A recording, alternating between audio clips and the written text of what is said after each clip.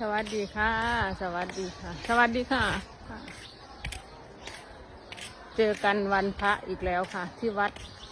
บ้านข่อยบ้านพวกเจ้าทั้งในฝนตกแห้งแน่พี่น้องบ้านข่อยฝนบ่ตกแล้วดิรายงานทรัพยากรอากาศเมื่อนี้ตื่นตะเสามาจังหันอยู่วัดค่ะที่ไปแต่งพระเขาน้ำเพลินแล้ว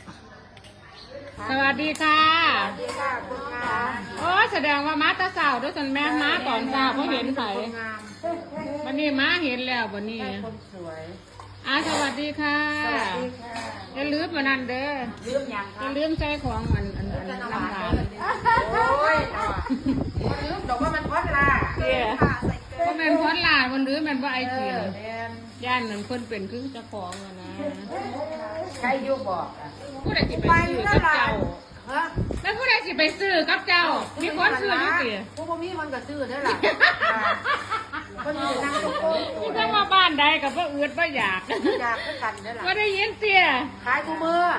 ขายยังขายว่างว่างยังว่างน้ำดอกไม้เด้อเพราะว่าไม่นั่นว่ามีคนนั่นอยากว่างกระลอนมีจะขายก็เรียงไอ้กินแล้วไปขายอันหมักม่วงสวัสดีค่ะสวัสดีค่ะดีมือนี่มีเมนูอย่างเห็ดอย่างจะมาเนียนเถอะเฮ้ยเนี่ยนี่นะมีหมกไหมวันเนี้ยไม่มีหมดแล้วได้กินเขาเดามาสื่อยุหนาวัดจ่าแล้วก้อนมันมีขวามีถุงมือนี่มีหมกถ้าเห็ดก้นแต่มือเนี่ยนั่นมาเพิ่นวันยืนเราอยู่ดูได้แกงหวกมาสินางแกงน้ำไม่สมใช่ปลาค่ะใช่ยังใช่ปลาว่ามันใส่หวก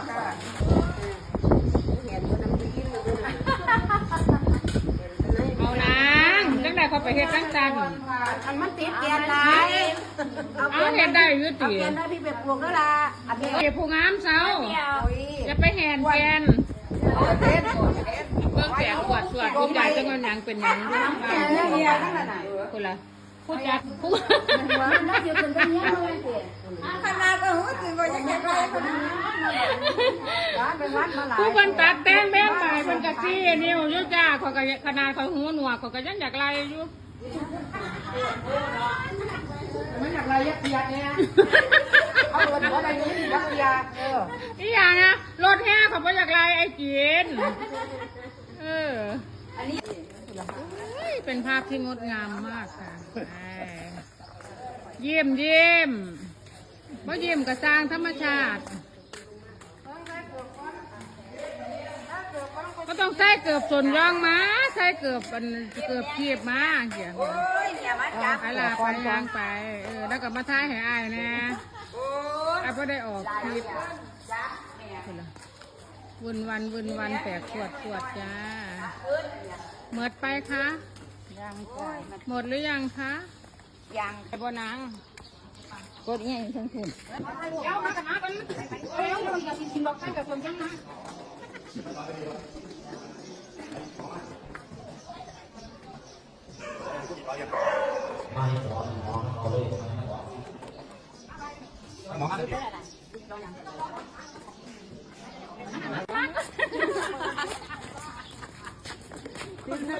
บคุณจ้าขอบคุณค่ะไอ้เกียนเอา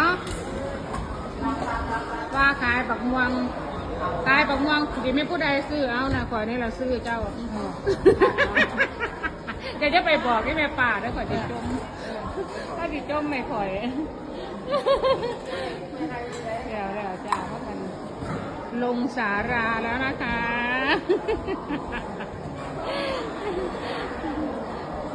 พักกันมาเฮ็ดบุญจ้าเฮ็ดพิธีแล้วก็พัก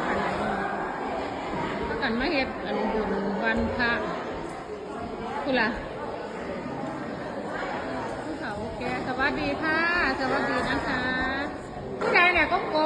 อยู่ที่ไหนอ้าวมันเสียงดังแต่ทำไมหนูไม่สำรวมเลยราคาเอาด่าก้มกันสวยค่ะชุดที่ใส่ไหนก็สวยสวัสดีค่ะ มันก็ทัว